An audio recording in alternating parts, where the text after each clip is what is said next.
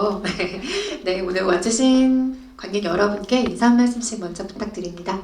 네, 안녕하세요. 말할 수 없는 비밀에서 유준 역을 맡은 도경수입니다. 반갑습니다. 네, 안녕하세요. 말할 수 없는 비밀에서 정아 역을 맡은 원진아입니다. 반갑습니다. 네, 안녕하세요. 말할 수 없는 비밀을 감독한 서유민입니다. 반갑습니다.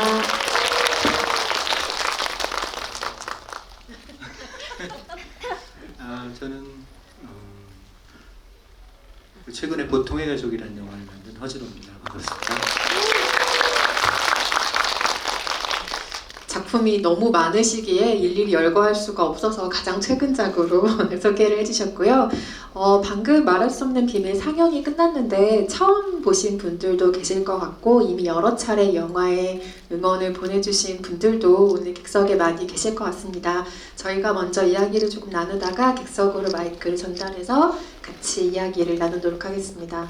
많이들 준비해 오셨네요. 아이패드에 지금 스케치북에 네, 한 번씩 눈길을 다 보내주시기 바라겠고요.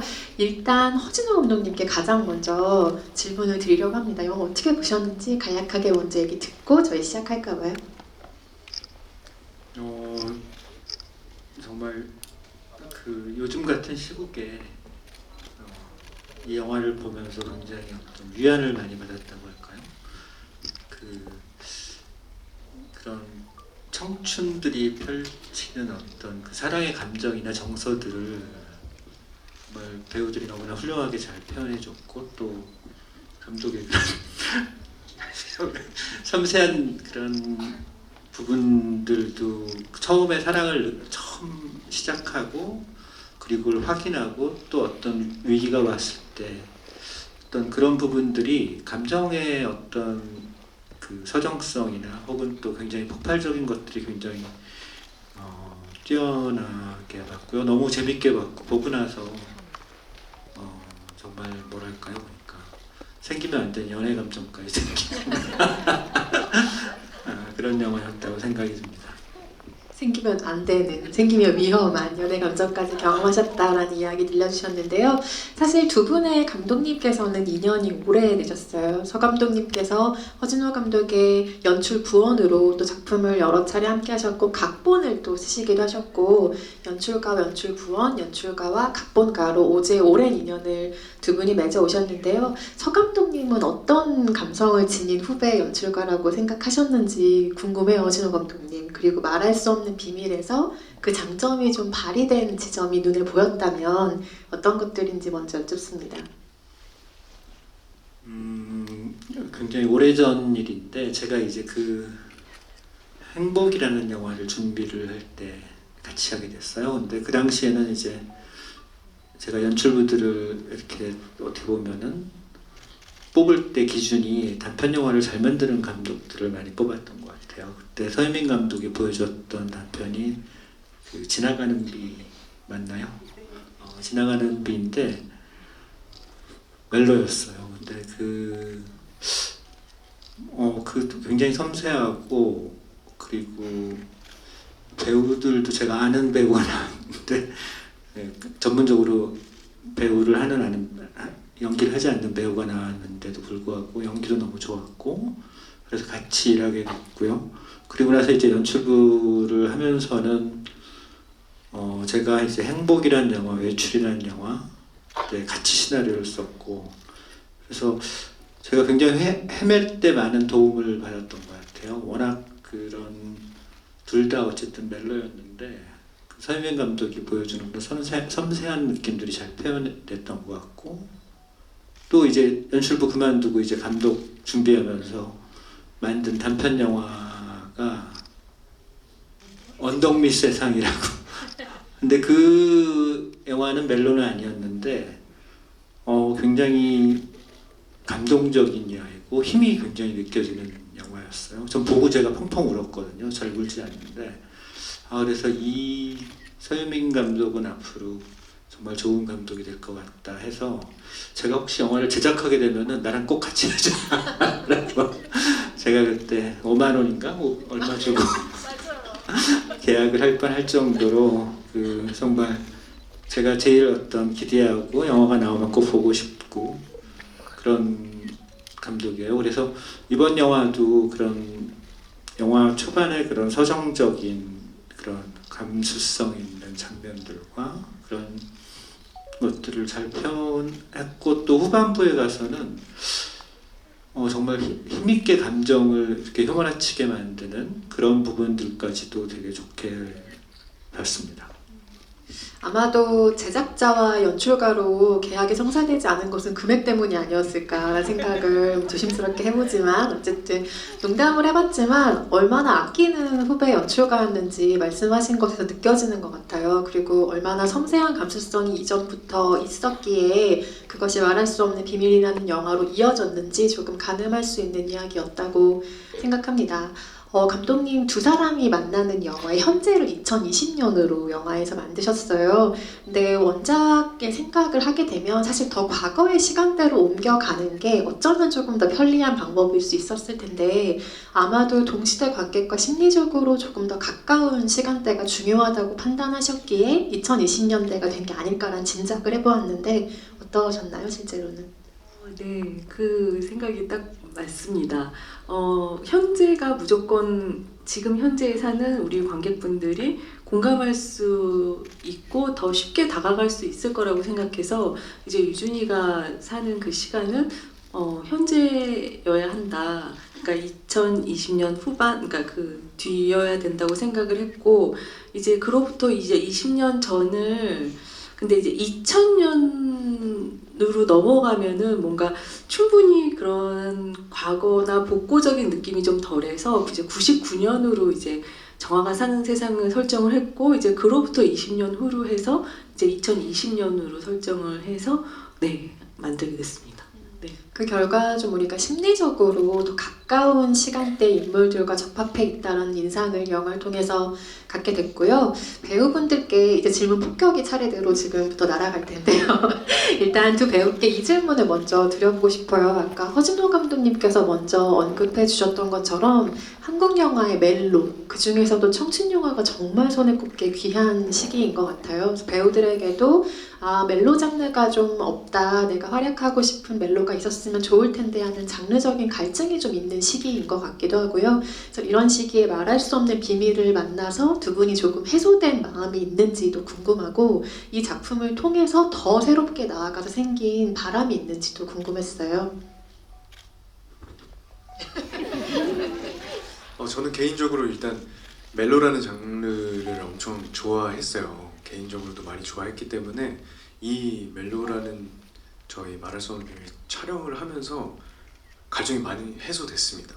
네, 그리고 이제 저는 그게 그러니까 좋은 것 같아요. 저도 사실 멜로 영화를 보면서 그런 약간 간질간질한 그런 감정들이 이렇게 올라오잖아요. 근데 그런 거를 좀 좋아해서 멜로 영화를 좋아했었는데, 저도 촬영을 하면서 그런 게 뭐 신 촬영하면서도 많이 느껴졌고, 그거를 또 보시는 분들이 그대로 또 이렇게 느껴주셨다면 너무 감사한 일이지만 혹시 느꼈지? 좀 너무 감사합니다. 네. 그래서 저도 개인적으로 멜로 영화를 진짜 좋아하고, 그리고 멜로 영화를 촬영하고 말할 수 없는 비밀을 보고 난 후에도 이 멜로 영화가 확실히 가지고 있는 힘이 있구나, 약간 이렇게 생각이 들기도 해서 멜로 영화를 또 하고 싶다, 약간 이런 생각이 저는 많이 들었습니다.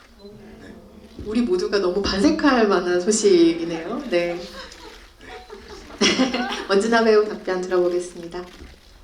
네, 저도 아무래도 제 영화를 볼 때 사실 여러 번 그렇게 보지는 않는 편이에요. 좀 꽂히는 영화만 여러 번 돌려서 매년 회자를 하면서 이렇게 보게 되는데, 특히나 멜로 영화를 조금 여러 번 반복해서 보는 경우가 저에게는 좀 있더라고요. 어렸을 때 영화 봤던 기억하면 떠오르는 영화들도 멜로 영화들이 좀 주로 있었던 것 같고, 근데 제가 데뷔를 하고 나서 멜로가 소재로 하나씩 들어가는 장르들은 좀 했었던 것 같아요. 근데 뭔가 사랑만 오롯이 예쁘게 하는 그런 멜로는 아무래도 좀 많지가 않았다라고 느꼈고, 많은 경험이 없었기 때문에 이번에 제 필모에서 이렇게 순수하게 단지 사랑이라는 감정만을 가지고 이 멜로 영화를 내 필모에 남긴다라는 게 저한테는 그것 자체로도 좀 의미가 컸었던 것 같아요. 그리고 뭔가 조금 더 풋풋하고 사랑의 감정을 순수하게 표현할 수 있을 때의 모습을 남겨놓고 제가 나중에 나이가 조금 더 들었을 때 나의 풋풋하고 사랑하는 얼굴들을 보고 싶다라고 했을 때 이 영화를 꺼내볼 수가 있을 것 같아서 그런 면에서는 참 의미가 큰 영화였던 것 같습니다. 저는 멜로를 하는 눈을 갖고 태어난 배우들이 있다고 생각해요. 그냥 언제 어느 순간에는 그냥 무조건 멜로의 얼굴이 되어야만 하는, 말하자면 배우로서의 어떤 운명을 타고난 눈들을 가진 배우들이 있는데 이 두 배우가 그런 배우였다는 생각이 들어요. 언젠가는 이렇게 큰 화면 안에 두 분 다 고개를 갑자기 팍 숙이시는데 언젠가는 이렇게 큰 화면 안에서 상대방과 그리고 관객과 눈을 맞추는 그 멜로의 눈의 깊이감을 보여줄 뭔가 타이밍을 만났어야 하는 배우들이다라는 생각을 영화를 통해서 하게 됐고요. 그 안에서 각각 선배 배우들과의 호흡도 두 분은 존재하죠. 각각 엄마 아빠와의 호흡도 있고요. 상대적으로 이 현장은 젊은 또래 배우들이 이끈다라는 점에서도 두 분에게 굉장히 소중한 현장이었을 것 같다는 생각이 드는데 이 자리엔 지금 안 계시지만 이니를 연기한 신예은 배우를 포함해서 젊은 배우 세 분이 그 현장의 호흡은 어떻게 기억하고 계신지 그렇게 극을 비슷한 또래 배우들끼리 끌어가는 경험이 또 어떻게 남았는지 한 분씩 또 여쭤보겠습니다. 저는 개인적으로 사실 처음에 만나기 전에, 그러니까 이 원진아 배우랑 신예은 배우를 만나기 전에는 그렇게까지 에너지가 넘치는지 몰랐어요.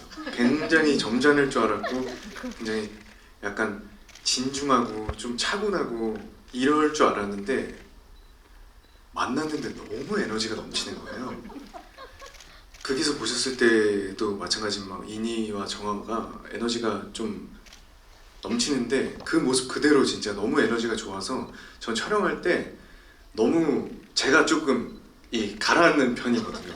근데 이 두 분 때문에 저도 이렇게 약간 텐션이 올라서 너무 즐겁게 촬영한 기억이 있고 그리고 연기할 때도 사실 NG가 막 많이 안 났어요. 생각해보면 그거는 합이 진짜 잘 맞았다는 제 개인적인 생각이지만 네. 그래서 너무너무 재밌게 촬영했던 기억이 나요. 저는. 네. 네, 저는 데뷔하고 나서 좀 저보다 활동을 훨씬 더 오래 하시고 나이 차이가 좀 있는 선배들하고 촬영하는 기회가 훨씬 더 많았었어요. 그러다 보니까 항상 선배들 어떻게 하시나 뒷공문이 쫓아다니면서 많이 물어보기도 하고 괜히 앞에서 얼쩡거리면서 뭐 하나 좀 팁을 주시지 않을까 의지하면서 촬영을 했었다가 처음에는 이제 또래들끼리 한다고 하니까 이제는 내가 선배들이 하는 역할까지는 못하더라도 어떤 현장에서 나의 분위기라든지 내 아이의 그 집중도에 따라서 현장의 분위기도 달라질 수 있겠다. 좀 책임감을 처음으로 좀 많이 느꼈던 작품이었던 것 같고 근데 그랬을 때 혼자가 아니라 말씀하신 것처럼 이게 또래 배우들이 함께 하니까 우리는 다 같이 만들어가면 되니까 라는 마음으로 오히려 부담감을 내려놓고 좀 놀면서 촬영을 많이 했었던 것 같아요. 더 신이 나면 신이 나는 대로 좀 솔직해지는 것도 좀 더 과감해졌던 것 같고 현장에서 근데 또 감독님까지 굉장히 좀 열려있는 마인드로 항상 현장에 계셨어요. 의견도 솔직하게 많이 물어봐 주시고 그러다 보니까 모두가 좀 한마음으로 누가 위고 아래고가 없이 우리 같이 손잡고 걸어가는 느낌으로 좀 촬영을 했던 게 기억에 많이 남는 것 같아요. 상대 배우로서 멜로 영화의 연기는 어땠는지도 한번 여쭤보고 싶은데요. 왜냐하면 다른 장르도 물론 연기라는 게 액션과 리액션으로 이루어져 있지만 멜로 장르는 특히 상대 배우를 굉장히 유심히 열심히 바라봐야 하는 장르이기도 해요. 그래서 우리가 영화에서 각각 발견한 유준과 정아의 아주 인상적인 얼굴이 있듯이 두 배우에게도 촬영할 당시라든지 아니면 영화 속에서 가장 인상적으로 기억하는 서로의 캐릭터로서의 얼굴이 무엇인지 궁금해요. 도경수 배우가 꼽고 싶은 정아의 인상적인 얼굴, 그리고 원진아 배우가 꼽고 싶은 유준의 인상적인 얼굴이요. 저는 개인적으로 그러니까 저랑 같이 촬영할 때는 항상 이렇게 너무너무 편했는데 그러니까 저는 영화를 보고 사실 같이 찍은 씬은 아니었는데 이제 정아가 유준을 이제 그리워하면서 그런 어떤 감정을 끌어낼 때 그런 씬을 보고 좀 놀랐는데 왜냐면은 그거를 너무 잘 표현을 해줘서 사실 그 씬에서 저는 가장 정화가 슬플 때 관객분들도 슬프다고 생각을 하거든요. 그래서 그 씬을 보고 좀 놀랐었어요. 개인적으로. 아, 저렇게 어마어마하게 그려해 주는구나. 그래서 그 씬을 보고 아, 참 진짜 확실히 진짜 잘 하는구나. 너무 잘 하는구나. 이거를 아주 크게 느꼈습니다. 저는. 네. 원진아 화이팅. 제가 많이 그리워했다는 걸 유진이가 알아줘서 성공을 한 것 같고, 아 저는 영화 이렇게 찍으면서 경수 배우 눈이 굉장히 명확하고 되게 어떤 느낌을 강렬하게 뇌리에 박히게 해주는 눈을 가졌다라는 걸 이번에 같이 하면서 좀 많이 느꼈던 것 같아요. 어떤 마음을 가지고 있는지를 뭔가 뒤로 돌려서 표현하지 않고 가리려고 하지 않으면서 뭔가 그 직진하는 눈빛이 있잖아요. 뭔가 대사 같은 게 따로 상황하게 설명이 되지 않아도 이미 얼굴을 보고 있으면 어떤 감정을 주고 있는지가 명확해서 좀 몰입하기에도 되게 좋았었던 것 같고, 저는 개인적으로 놀랐던 거는 그 멜로씬도 다 좋았지만 피아노 칠 때 그 배틀을 할 때 사실 저희가 어떤 기교나 이런 것보다는 이 감정의 인물의 변화에 대해서, 감정 변화에 대해서 좀 촬영을 더 집중을 하셨다고 전 느꼈거든요. 뭔가 피아노를 치는 이 손보다 아 이거 내가 이겼다라고 확신을 갖는 그런 눈빛들, 고개를 돌려서 상대를 보지 않지만 뭔가 겪는 줄로 눈이 번쩍이는 그 순간들, 그런 걸 표현해내는 거는 도경수 배우만이 할 수 있는 표현이다라는 느낌이 들어서 전 그 장면에서 되게 인상이 깊었던 것 같아요. 원진아 파이팅. 네, 도경수 파이팅. 허진호 감독님께도 한번 여쭤볼까요? 이 두 젊은 배우에게서 발견한 아주 인상적인 얼굴을 영화에서 발견하셨나요? 그러니까 영화 시작하면서 둘이 처음 만났을 때 그런 뭐랄까요? 가장 설레는 순간이죠. 그 순간의 얼굴들도 되게 좋았고,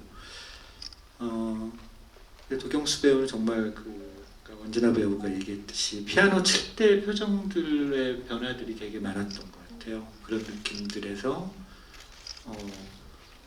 이 배우의 어떤 뭐랄까요, 그러니까 그 똑같은 피아노를 치는 장면인데도 섬세하게 다 감정들을 다르게 표현했던 것 같고, 좋았던 장면 중에는 정말 그 아까 도경수 배우가 칭찬했던 그 원진아 배우의 좋았던 장면은 정말 둘이 이렇게 힘들어졌을 때 그러니까 어떻게 보면은 그 전에 굉장히 풋풋한 어떤 그런 따뜻한 감정에서 막 감정이 휘몰아치는 그런 어떤 장면에서의 두 배우의 연기가 너무 좋았던 것 같아요. 그러니까 굉장히 몰입될 수 있었고, 도경수 배우의 눈은 정말 대단한. 그러니까 이렇게 연기를 초반에 이렇게 많이 안 했어요. 안 했는데 그게 너무 좋더라고요. 저는 그런 부분이 있었고, 또 원진아 배우는 보고 있으면 계속 같이 웃게 되는 너무 귀여워서 그리고 근데 후반부에 또 그런 감정이 격할 때 나오는 그런 뭐랄까요, 표정에 있어서는 굉장히 기억에 남는 그런 장면들이 많았던 것 같습니다. 안 그래도 가장 먼저 언급해 주셨던 그 피아노 연습실에서 유준과 정화가 처음 만나는 그 장면을 언급을 해보고 싶은데요. 이 장면이 영화의 내용 면에서도 너무나 중요하고, 그리고 연출과 연기의 면에서도 역시 굉장히 중요한 장면이죠. 연출과 연기의 입장에서 각각 목표나 바람이 조금 달랐을 수도 있고 완전히 똑같았을 수도 있는 씬일 것 같은데, 서유민 감독님과 두 배우께 질문 드려봅니다. 그 씬을 앞두고 각각 어떤 목표나 바람이 좀 있으셨나요? 네, 둘이 처음 만나는 장면을 정말 고민을 많이 했고요. 저는 사실 두 배우가 얼굴이 이렇게 싹 드러날 때 그 유명한 멜로 영화들의 그 레전드 같은 장면들이 있잖아요. 우리가 생각하는, 딱 떠오르는 그런 씬을 나도 만들고 싶다. 이 두 배우님들의 약간 평생 따라다니는 그런 예, 그런 컷. 그래서 이제 도배우님의 얼굴이 처음에 착 나올 때 약간 우리가 와 뭐 이렇게 되는 그런 컷을 어떻게 만들까? 그래서 막 어디에서 만날까? 뭐 그래서 이제 피아노 밑으로 이제 내려오면서 그 얼굴이 쫙 나오면서 막 그 우리가 와 하는 그런 컷을 만들어야겠다라고 생각을 했고, 또 우리 원진아 배우도 이제 평생 따라다니는 어떤 그런 예쁜 모습을 담고 싶다. 그래서 뒤에 이제 커튼도 주황색으로 해서 역광으로 쫙 그 얼굴이 먼지가 함께 이렇게 나오는, 정말 그 장면을 너무 아름답고 이제 기억에 남는 첫 만남으로 너무너무 만들고 싶어서 굉장히 노력을 많이 했는데 관객분들도 그렇게 봐주셨으면 좋겠는데 이렇게 보셨나요? 네. 그럼 목표 달성한 건가요? 감사합니다. 그러니까 사실 이거는 진짜 감독님이 만들어주신 것 같아요. 연출적으로도 그렇고 뭐 카메라 뭐 앵글로도 그렇고. 저는 사실 그렇게 별 생각은 크게 안 했거든요. 왜냐면 진짜 그 대학생이 딱 들어와서 봤는데 이쁘다. 저는 그냥 이걸로 그냥 사실 한 거라 그냥 첫눈에 반하는 거잖아요. 그냥 그 생각만 하고 저는 연기를 했던 것 같은데, 그거 이제 그 씬을 진짜 그렇게 보이게 만들어주신 건 감독님이 진짜 연출을 잘 해주신 거라고 생각합니다. 저는. 네. 이게 제 입장에서는 악보를 봤을 때 처음 마주한 상대가 운명의 상대일 것이라는 걸 저는 인지를 하고 간 거잖아요. 그랬을 때 처음 만나는 상대가 눈을 딱 마주친 순간 이 아이인가? 하고 호기심과 조금 더 알아보고 싶다라는 감정 정도가 있을 것이다 라고 생각을 했는데, 그때 촬영을 전 사실 그 호기심의 감정? 사랑에 빠진다라기보다 얘는 뭘까? 궁금증으로 가지고 찍었는데, 감독님께서의 그 날리는 먼지까지 잡히는 역광과 손을 내밀었을 때 얼굴에 닿는 빛과 그런 것들을 연출을 해주셔서 더 로맨틱하게 나왔던 장면이었던 것 같아요. 감사합니다. 방금 말씀하시는 걸 들으니까 그 장면이 왜 좋았는지를 더 저는 분명히 알 것 같아요. 그러니까 배우들이 해당 장면마다 사실 임하는 태도라든지 목표가 조금 다르긴 할 텐데, 저는 어떤 연기는 굉장히 직선적이고 좀 깨끗해야 된다고 생각을 해요. 그래야 그게 관객들에게 본질로 다가갈 수 있는 것 같은데, 그 장면에서 오히려 너무 많은 계산과 이게 얼마나 중요한 장면인데 내가 정말 힘을 너무너무 주어야지라고 두 분께서 임하셨다면 그런 깨끗한 연기의 느낌이 안 나왔을 것 같다는 생각이 지금 더 분명하게 드는 것 같아요. 그래서 그 연기가 그렇게 탄생한 것이었구나라는 생각을 답변을 들으면서 하게 됐고요. 두 분의 감독님께는 이런 질문 한번 드려보고 싶습니다. 타 장르와는 달리 멜로만이 관객에게 줄 수 있는 감흥이라는 게 있잖아요. 연출가들에겐 그게 어떤 감흥인지 궁금해요. 다른 것을 만들 때와는 달리 이 멜로, 로맨스를 만들 때 연출자들이 가지게 되는 좀 특별한 감흥이 궁금하고요. 그리고 말할 수 없는 비밀의 경우와 마찬가지로 멜로에 가미된 판타지가 있을 경우에는 이게 어떻게 좀 차별화된 소구점이 있을 거라고 보시는지, 그 두 가지 질문 여쭤보겠습니다.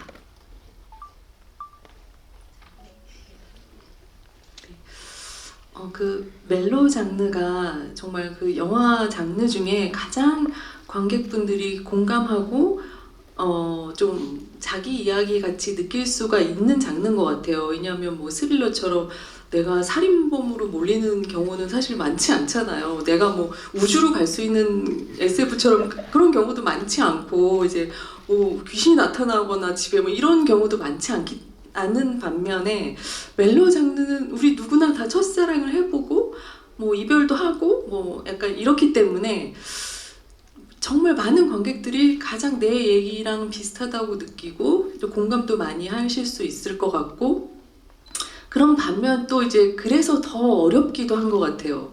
그러니까 모두가 다 경험하신 이야기니까 이걸 어떻게 하면 더 좀 새롭고 재미있게 좀 감동적으로 관객분들한테 다가갈 수 있나. 그래서 이제 더 공감을 쉽게 얻을 수도 있지만 더 이제 재밌고 이제 감동을 드리기엔 또 되게 어려운 그런 장르인데, 그래서 이제 더 욕심이 나는 것 같아요. 그러니까 우리가 모두가 경험한 이야기를 또 이제 새롭게 쉽고 재밌게 해서 다시 그 기억을 소환시키고 또 이제 감동을 드려야 되니까 그래서 굉장히 해보고 싶고 꼭 만들고 싶고 좀 그래서 이제 재미와 감동을 드리고 싶은 그런 장르인데 거기에 이제 판타지가 들어온다는 거는 이제 우리의 굉장히 그 기억과 맞닿아 있는 우리의 많은 그런 추억이 있는 그런 이야기에 이제 영화적인 극적인 이제 장치가 가미되는 거잖아요. 그래서 그런 어떻게 생각하면은 좀 그렇게 크게 영화적으로 극적인 그런 설정이 없는 멜로 영화에 판타지라는 장치가 들어와서 이제 영화적인 재미까지 드릴 수 있는 되게 좀 좋은 장치라는 생각이 들었어요. 그래서 멜로 영화에 판타지가 있다는 게 참 저희가 또 많이 사랑하는 영화들도 그런 영화들이 되게 많이 있잖아요. 판타지, 로맨스나 뭐 이런 것. 근데 말할 수 없는 비밀도 그 점이 있기 때문에 저도 굉장히 하고 싶었고 좀 잘 만들어서 관객분들한테 이제 극적인 재미도 드리면서 이제 추억도 소환하시면서 이제 감동도 꼭 드리고 싶다 이렇게 생각을 하고 예, 만들었습니다.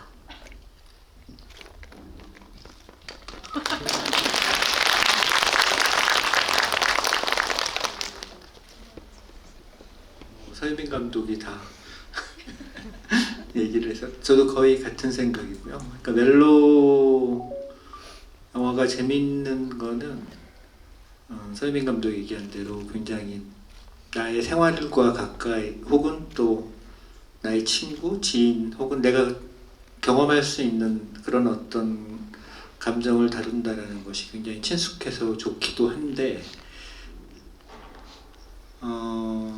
이제 그것들을 어떻게 정말 어떻게 보면 굉장히 너무나 다 익숙한 그런 감정들이잖아요. 그 감정들을 어떻게 설레게 만드느냐 이런 것들이 굉장히 고민이 되는 부분이 있는 것 같아요. 그래도 멜로가 참 저도 멜로 영화를 조금 그 전에 만들었을 때 만들면서 재밌어하는 거는 혹은 또 멜로 영화를 제가 볼 때 재밌어하는 거는 이번 영화도 마찬가지고 그런 어떻게 인간의 감정에 제일 예쁠 때 처음 만날 때 그리워할 때 뭐 그러다가 또 너무 정말 사랑하게 되고 또 싸울 때 또 뭐 화도 나고 또 헤어질 때 너무나 슬프고 다시 또 만났을 때 또 다른 감정 이런 감정의 스펙트럼이 너무나 많잖아요. 그런 부분들을 보여줄 수 있어서 너무 좋은 장르인 것 같고 근데 이게 이제 극장에서만 멜로를 보기에는 멜로라는 장르가 너무나 약해져서 이런 뭐랄까 판타지가 들어간 멜로가 좀 더 어떻게 보면은 관객들이 좀 재밌게 볼 수 있는 요소를 집어넣어서 보게 되는 것 같아요. 그래서 그러니까 판타지가 있는 멜로는 좀 더 관객들이 극적인 재미를 찾을 수가 있기 때문에 저도 한번 만들어보고 싶은 장르 중에 하나입니다. 너무 궁금합니다. 어떻게 또 연출을 하실지 너무 궁금하기도 하고요. 뭐 오늘 많이들 알고 오셨겠지만 말할 수 없는 비밀을 서유민 감독이 어떻게 연출했는지 보셨으니 되게 돌아가셔서 시간이 되실 때 허준호 감독이 한국 영화에 남긴 수많은 그 2000년대 명작 멜로디를 한번 꼭 목격해 주셨으면 좋겠다는 생각이 들고요. 두 배우께는 이런 질문 한번 드려보고 싶어요. 이번 영화를 통해서 가장 놀랐던 게 두 분이 사실상 피아노를 처음 접했다는 사실이 정말 놀라운 사실이었는데 개인적으로 제가 피아노에서 받는 인상이 두 분의 인상과 비슷한 것 같아요. 왜냐면 다른 악기에도 여러 가지 매력이 있지만 피아노가 좀 깨끗하고 서정적인 느낌을 주는 악기라는 생각이 들었는데 보고 나서 이 두 분이 피아노랑 굉장히 잘 어울리는 느낌이구나 라는 생각을 하게 됐어요. 그래서 두 분께서 그 악기에 대한 인상이 어떻게 남으셨는지 궁금한 게 왜냐하면 피아노는 악기 중에서도 거의 손에 꼽을 정도로 같이 연주할 수 있는 악기라는 점이 좀 특이점인 것 같거든요. 혼자 연주도 가능하고 두 분이 그 안에서 고양이 춤을 같이 연주했던 것처럼 나란히 앉아서 연주하는 게 가능한 악기라는 점에서도 이게 멜로에 굉장히 최적인 악기였구나 라는 생각을 저는 하게 됐는데 그 솔로와 합주의 어떤 매력을 느꼈는지도 궁금하고 피아노란 악기 자체에 대해서는 또 어떤 매력을 느꼈는지 여쭤보겠습니다. 일단 그렇게 보셨다면 너무 다행입니다. 진짜로 사실 피아노라는 악기랑 정말 친하지 않았었거든요. 왜냐면 악기를 하나도 다룰 줄 몰라서 저는 어렸을 때도 막 쳐본 기억이 없었는데 확실히 근데 피아노가 주는 그런 힘은 있는 것 같아요. 그 진짜 음도 엄청 이 뭐라 그러죠? 이그높그 엄청 낮은 음부터 모든 악기가 그러긴 하는구나. 죄송합니다. 그 피아노만의 소리가 진짜 확실히 이 둘의 그 감정들도 잘 플러스 요인이 됐던 것 같다라는 생각을 하고 왜냐면은 엄청 친숙한 악기잖아요. 네, 그래서 저는 그렇게 생각했는데 사실 그렇게까지 생각할 만한 시간은 주어지지 않았어서 저는 영화를 촬영하면서 사실 피아니스트 분들의 그런 어떤 몸짓에 더 집중을 좀 많이 했었던 것 같거든요. 왜냐면 연주하는 게 물리적으로 시간이 막 그렇게 준비할 수 있는 기간이 많지는 않았어서 저는 이제 피아노 치는 분들의 그 약간 감정에 따라 움직이는 그런 어떤 몸짓이나 그런 거를 좀 많이 카피해서 연습을 좀 많이 했던 것 같아서 예. 피아노는 최고입니다, 여러분. 피아노, 네. 저는 그렇게 생각합니다. 피아노 화이팅. 네, 네. 피아노 화이팅.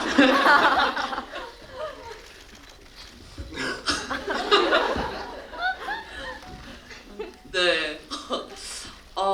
저도 사실 피아노를 이전에는 칠 줄 몰랐어서 어렸을 때 얘기하니까 저도 기억이 좀 나는 게 저는 어렸을 때 피아노 바이엘 1권을 치다가 근데 저 어렸을 때는 그 피아노 학원에 갔을 때 안 좋은 기억이 더 많았어요. 독방 같은 데 들어가서 선생님이 동그라미 다 채울 때까지 못 나오게 하고 그리고 치다가 힘들어서 고개를 들면 무서운 사진이 날 보고 있고 그 음악가들의 액자 하나씩 들어가 있잖아요. 저한테는 그래서 피아노에 대한 기억이 사실 공포의 대상이었어요. 그 선생님 굉장히 무서워서 못 치면 안 보내주겠지? 막 그 반복되는 소리가 계속되는 것도 듣기가 힘들고 되게 공포의 대상이었는데 이번에 하면서 처음에는 사실 공포였어요. 이걸 다시 해야 되는데 잘해야 된다. 그리고 이걸 책임감 있게 잘 해내야 된다는 생각에 피아노가 집에 들어오기 전까지는 굉장히 공포였다가 이제 연습을 하기 시작하면서 아침에 새벽에 조바심이 나니까 새벽에 눈이 떠져요. 해가 막 떠질 때 피아노 이러고 눈이 떠져요. 근데 그 상태에서 피아노를 딱 쳤을 때 그 새벽에 울리는 그 이어걸 끼고 있는데도 피아노의 울림이 이어폰으로 들리더라고요.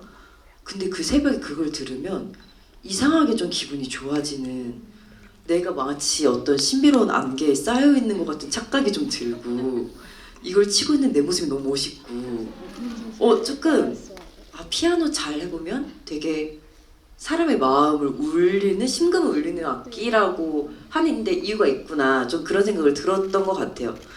그러고 나서는 사실 끝날 때까지는 굉장히 스트레스와 고됨으로 연습을 마쳤는데 오히려 시간이 지나고 나니까 피아노를 싫어했던 내가 그 어려운 곡을 잘은 못 치지만 칠 수는 있게 됐다라는 게 굉장히 크게 저에게 남는 무언가가 되었고 그 이후에도 심심하면 한 번씩 피아노 학원 등록해서 취미로 즐길 수 있을 정도로 좀 가까워진 것 같아요. 그 피아노에 손가락을 그냥 우리는 툭툭 누르기만 하는데 울림이 맴도는 그 울림이 울린다라는 게 굉장히 매력적이고 로맨틱한 악기가 아닌가 그런 생각이 좀 들었습니다.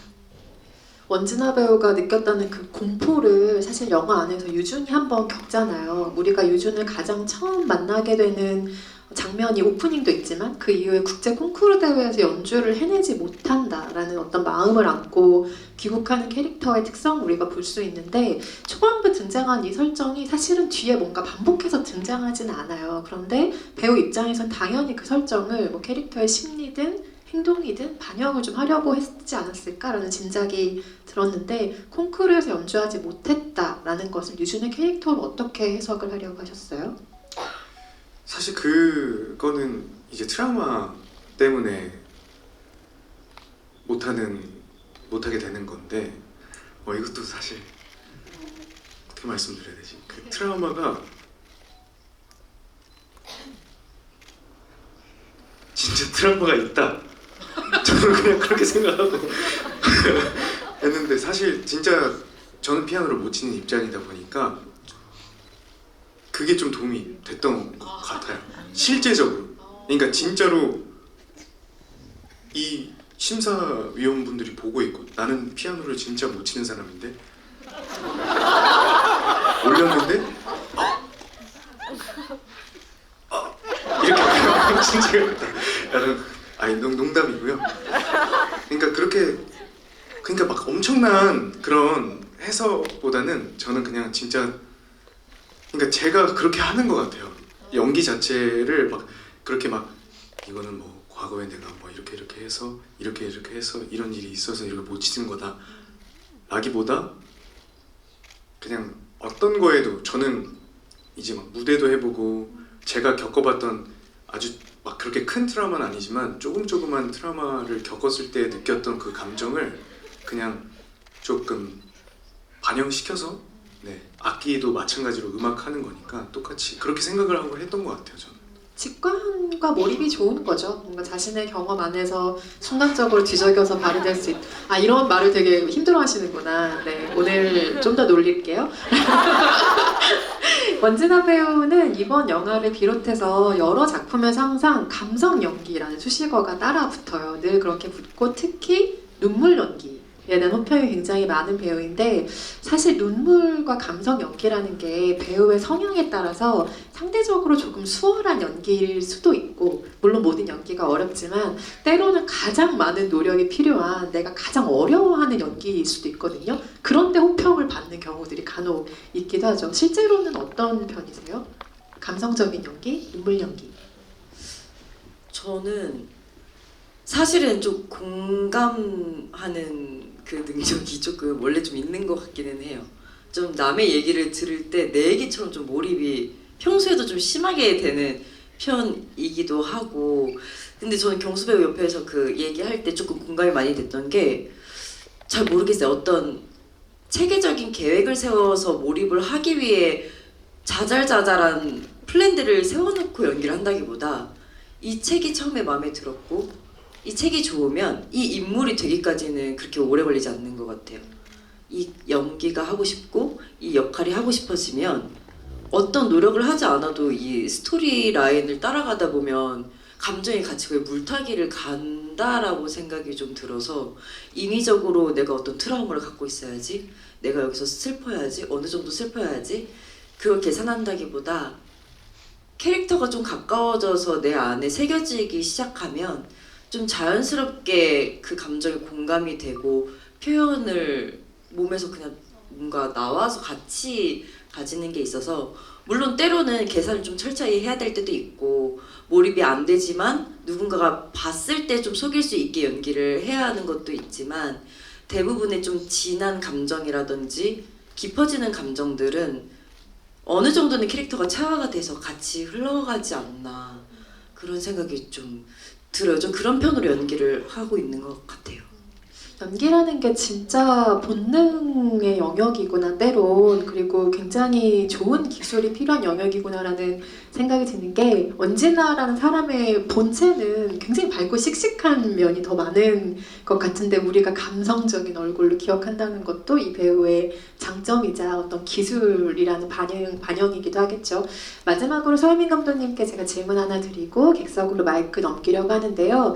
오프닝 장면에 대한 언급을 좀 해보고 싶어요. 영화가 지금 나는 만날 수 없는 너를 향해 가고 있다라는 내레이션과 함께 어딘가 밤에 막 자전거 페달을 밟고 달려가는 유준의 장면으로 문을 여는데 사실 모든 장면이 중요하지만 영화의 오프닝이라는 건 여러분 굉장히 중요해요. 왜냐면 이 영화가 어떤 톤 앤 매너로 관객에게 소개될 것인지를 보여주는 장면이기 때문에 그래서 사실 저는 영화를 처음 봤을 때 조금 의아한 장면이기도 했어요. 왜냐면 영화의 내용상 리메이크작이기 때문에 흐름을 알고 있는 제가 보기에는 이따 후반부에 나올 장면인 것 같은데 그걸 미리 보여주시네라는 인상을 받기도 했는데 다 보고 나서는 어떤 어떤 인상을 받았냐면 아 이게 상대방에게 달려간다라는 행위가 진짜 중요한 영화이구나. 그래서 이 장면을 오프닝에 배치하셨구나. 그게 정서적인 핵심이구나라는 생각을 저 혼자 하게 되었는데 분명히 편집상에서 고민이 있으셨을 것 같아요. 그래서 관련한 고민이 궁금하고 영화 안에서 그 달려간다라는 행위와 관련해서 어떤 들려주실 이야기가 있다면 그건 역시 청해봅니다.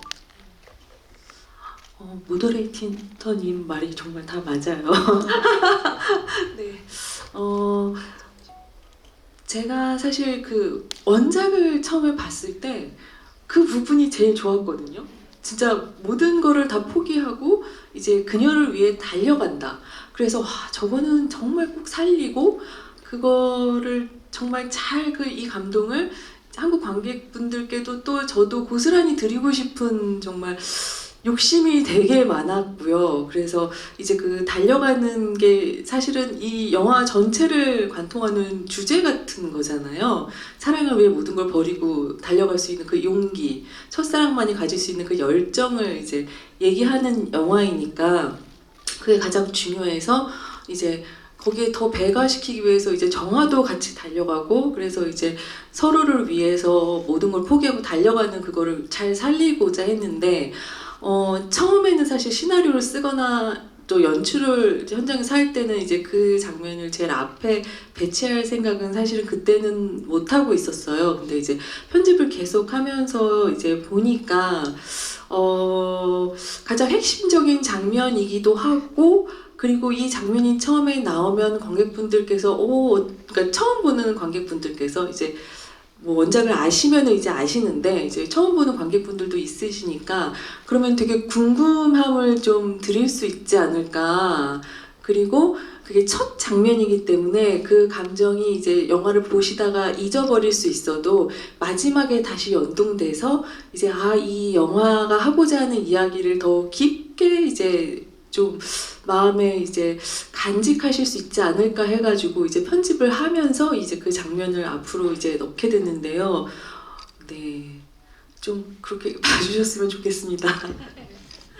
여담이지만 제가 영화를 언론시사회에서 처음 보고 나중에 일반 상영관에서 한 번 더 봤어요. 근데 그 영화관에서 본인이 의도하지 않았는데 그냥 공교롭게 목소리가 크신 분들 있잖아요. 그러니까 조그맣게 얘기한다고 하는데 옆에 다 들리는 분이 하필이면 제 옆에 이제 계셨던 거죠. 근데 아마도 추측하건대 10대 아니면 20대 초반의 여성분들이었던 것 같고 굉장히 막 집중해서 영화를 보시고 계셨는데 그 지금 난 만날 수 없는 너를 향해 가고 있다라는 나레이션이 나오자마자 만날 수 없는데 왜 가지? 누구지? 막 이런 식으로 얘기를 하는 걸 듣고 제가 너무 웃겨가지고 막 진짜 웃음을 참았던 기억이 있어요. 그분들도 끝내는 영화 굉장히 재밌게 보시고 나간 것 같고 어쨌든 그 장면은 저한테 도경수라는 배우의 좀 이미지 전환이 제 머릿속에 된 것 같아요. 이건 약간 배우가 의도치 않은 부분일 텐데 무슨 얘기냐면 저희가 계속해서 보아왔던 도경수 배우의 영화 속의 얼굴들이 있잖아요. 근데 저는 항상 구해내고 싶은 사람의 얼굴이었다는 생각이 들거든요. 우주에도 혼자 있고 뭐 전쟁터에서 춤도 춰야 되고 항상 이렇게 구해오고 싶은 얼굴이잖아요. 근데 처음으로 이 사람의 얼굴이 누구를 구하러 되게 열심히 가는 사람의 얼굴로 보이는 거예요. 그래서 그 이미지의 전환이 조금 자연스럽게 머릿속에서 되는 인상이 개인적으로는 있었습니다. 개인적인 얘기가 너무 길었네요. 관객석으로 마이크를 넘기겠습니다. 질문 있으신 관객분 손 들어주시면 전달 드릴게요. 중앙에 네 번째 줄에 계신데 지금 이렇게 들고 계신 분이 가장 먼저 손 드셨죠? 네, 감독님. 마이크 드릴게요. 네. 네, 감독님한테 저희 너무 떨려가지고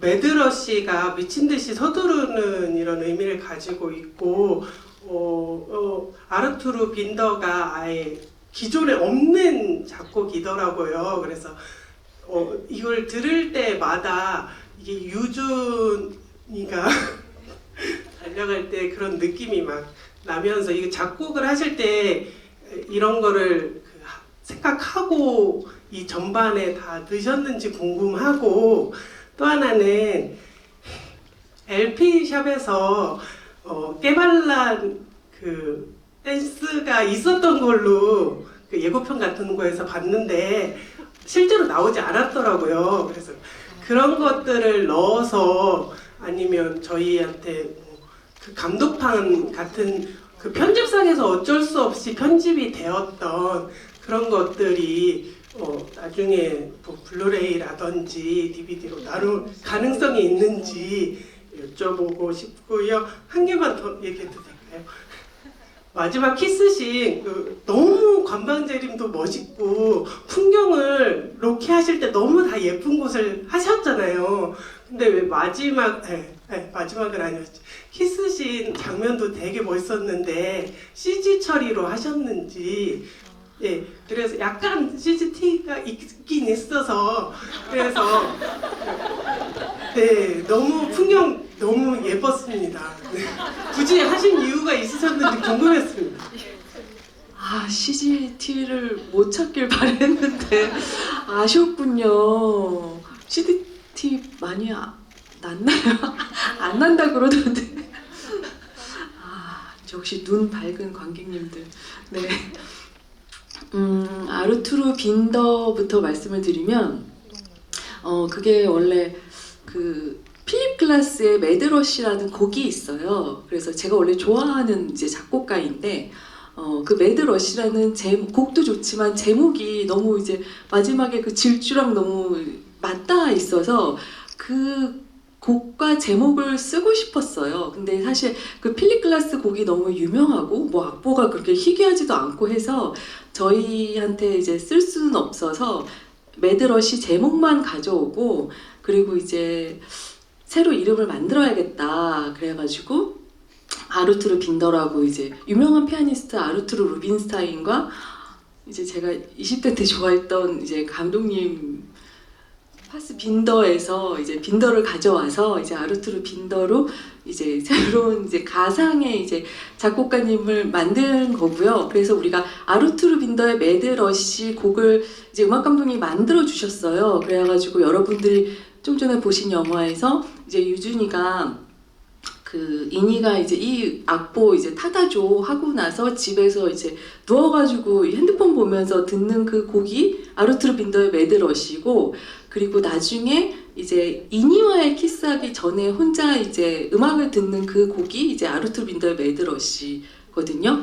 그래서 그 유준이가 아르투르 빈더의 매드러시를 악보를 보면서 이제 피아노 연주하는 이제 그 장면도 찍긴 했는데 그거는 이제 다른 OST로 이제 바뀌면서 이제 그 곡이 원래 3번 나올 거였는데 이제 2번만 나오게 되었고요.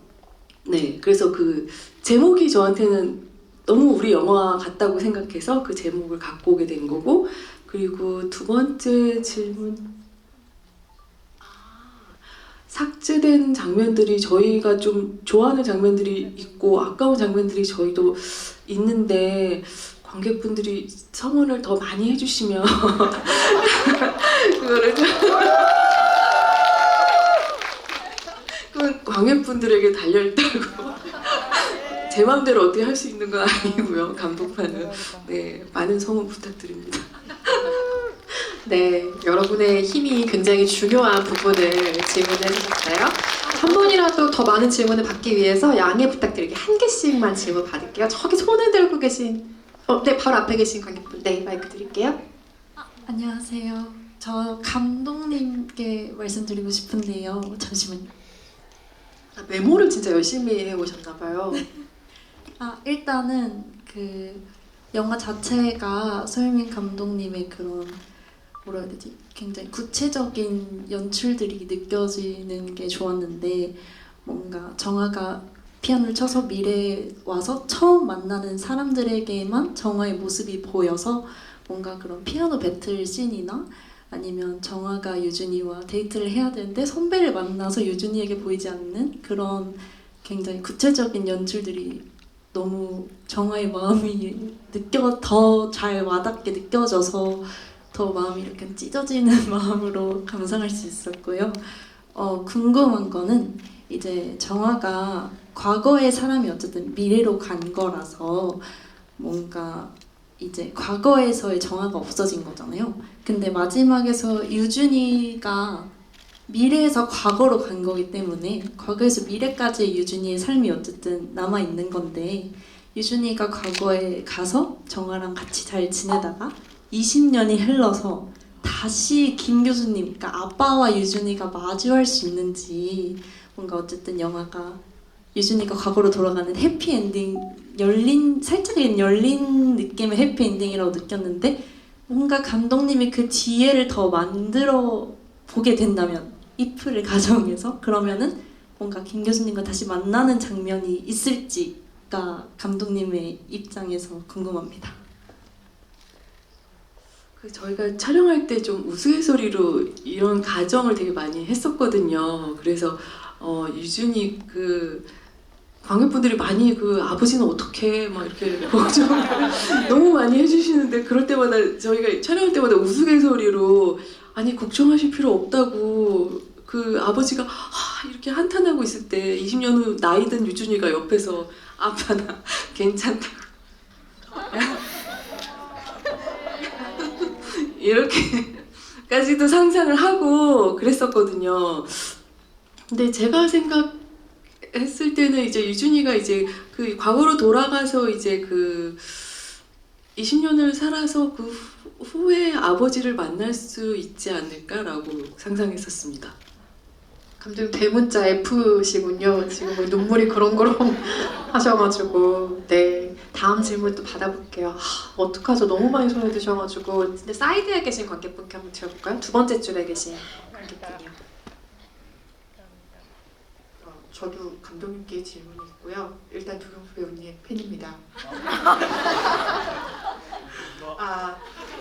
저는 원작을 굉장히 여러 번 본 사람인데요. 그 원작 안에서 보면은 여자 주인공이 남자 주인공을 대할 때 그 여러 가지 씬들이 나오잖아요. 근데 마지막에 보면은 뭐 그 친구들이 같이 이렇게 무도회 같이 춤추는 그 장면에서 주변 친구들이 쟤는 왜 혼자 저러고 춤추고 있지라고 의심하게 되는 장면들이 있는데 이 영화에서 보면은 초반에 영화에서는 그 약간 대중들과 섞여 있을 때는 둘이 아무 의심 없이 얘기를 하는데 마지막에 뒤로 넘어가면 갈수록 뭐 예를 들어 이니하고 키스신 이후에 막 이니가 나올 때 정화가 도망을 간다던가 아니면 아버지가 나왔을 때 나 가야 돼 한다면 도망간다던가 다른 사람에게 자기를 드러내지 않으려고 한다고 저는 느꼈거든요. 그 원작과는 좀 주인공의 스탠스가 달랐다고 저는 느꼈어요. 혹시 그걸 감독님께서 의도하신 건지 아니면은 그냥 이렇게 촬영을 하다가 그렇게 흘러간 건지 전 좀 그게 궁금했어요. 그건 처음부터 당연히 그렇게 의도를 했고요. 그래서 이제 이런 식으로 전개가 된 거고 당연히 저는 정화라면 유준이한테 그렇게 폐를 끼치고 유준이가 이상한 사람으로 그 현 시대에서 몰리는 거를 당연히 원치 않을 것 같았어요. 그래서 최대한 유준이한테 민폐를 안 끼치고 유준이가 남들 보기에 이상한 눈으로 안 보이게끔 남들 누가 오면은 이제 도망을 가고 유준이가 막 허공에 대고 막 말을 많이 하는 그런 사태를 없길 미연에 방지하도록 굉장히 노력을 많이 할 거라고 생각을 했고 그래서 이제 그런 식의 장면들이 나온 겁니다. 네. 배려에서 나온 행동이었군요. 이번에는 원진아 배우님이 한 분 지목해 주시겠어요?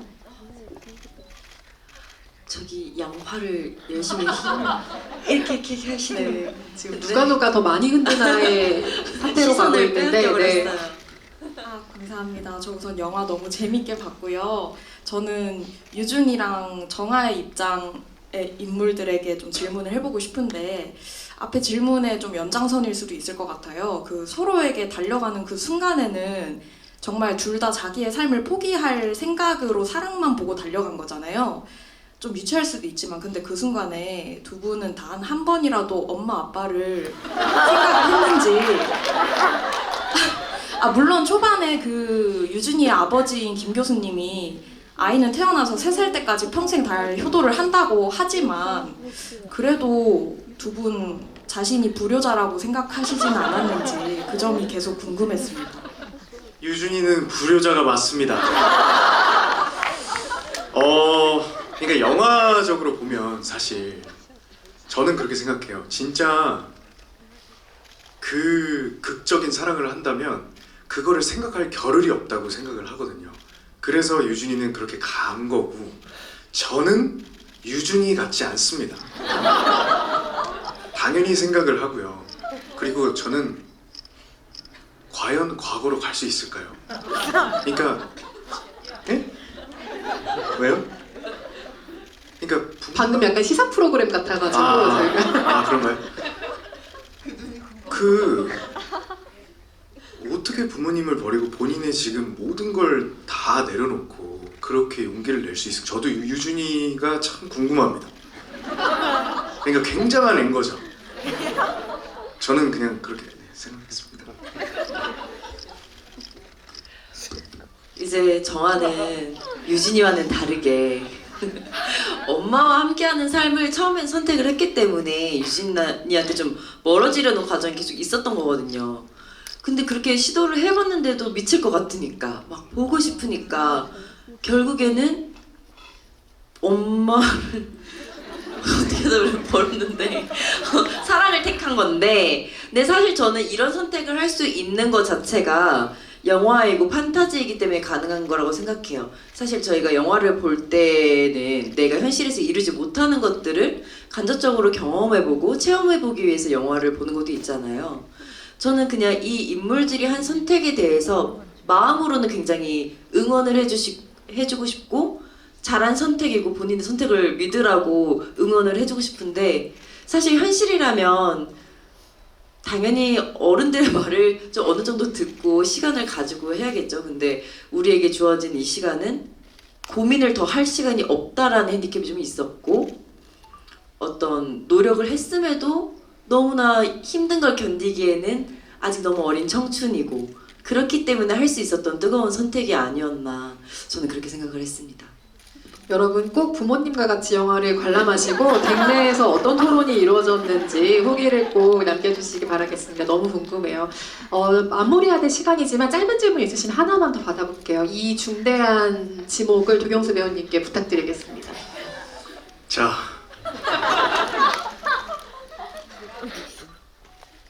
뭐라고요? 저도 양손을 택하겠습니다. 저 맨 뒤에 가운데 양손을 흔들어 주시는. 네, 끝에서 두 번째 줄인가요? 세 번째 줄에 계시죠?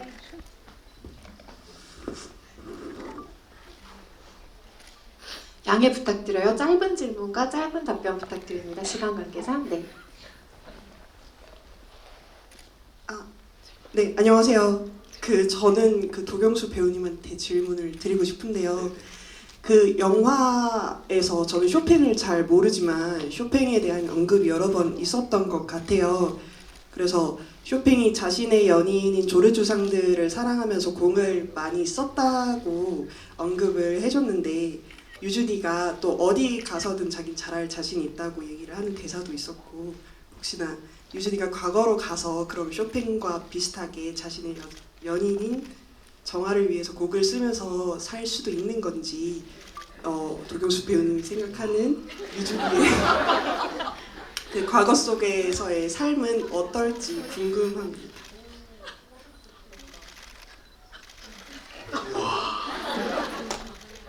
제가 생각하는 유진이는 정아를 그러니까 평생 사랑할 것 같아요.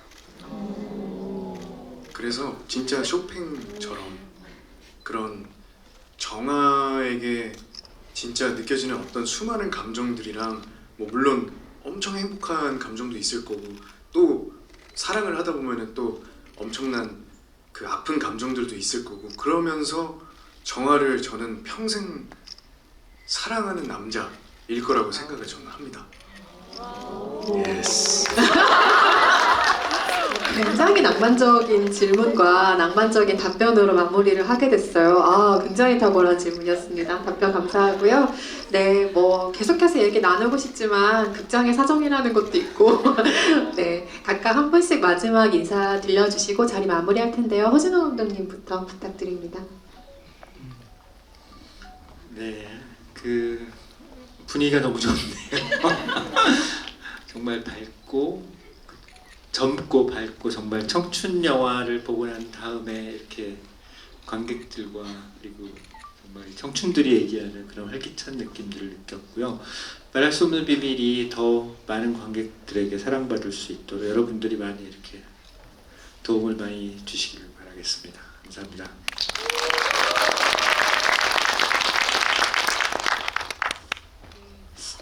이렇게 저희 영화 지부에 너무 많이 와주셔가지고 진짜 너무 감사드립니다. 네, 저희 지부이 재밌게 보셨기를 네 바라고요. 네, 주변에도 좋은 소문 많이 부탁드려요.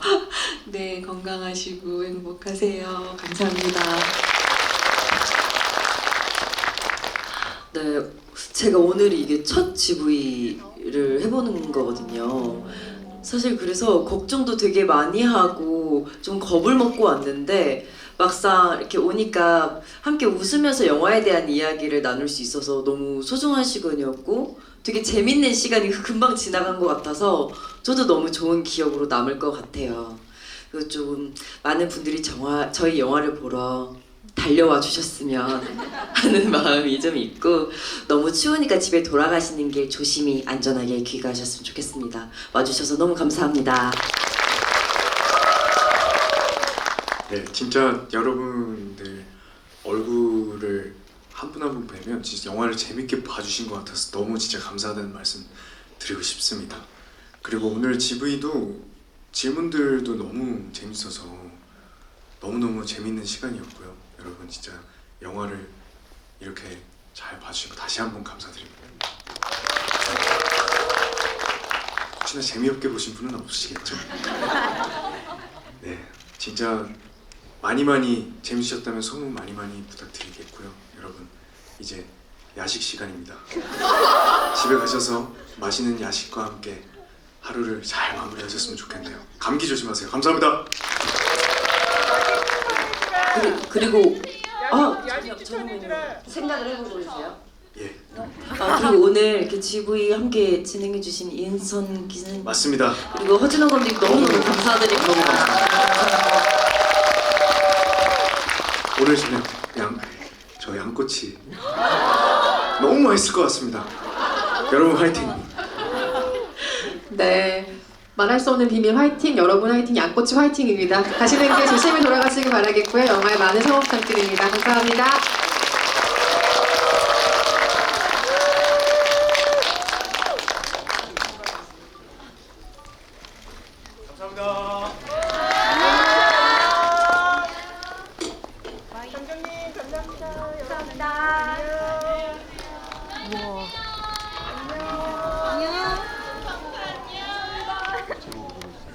빠이.